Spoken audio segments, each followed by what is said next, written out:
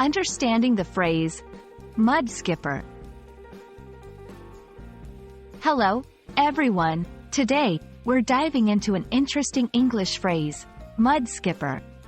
Stay tuned as we explore its meaning and usage, ensuring you can use it correctly in your English conversations. A mud skipper is actually a type of fish. These little creatures are fascinating because they can walk on land and swim in water. They are mostly found in mangrove swamps and tidal habitats.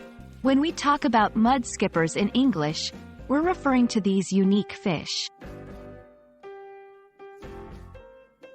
In a metaphorical sense, calling someone a mud skipper might imply they are adaptable or can thrive in diverse environments.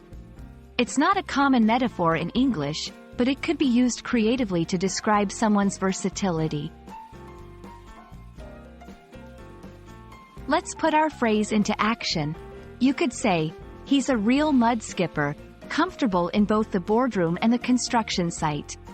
This highlights someone's ability to adapt between very different settings effectively. I hope this has shed some light on the phrase, mud skipper, for you. Remember, language is as adaptable as a mud skipper, so don't be afraid to use it in creative ways. Happy learning, and see you in our next video.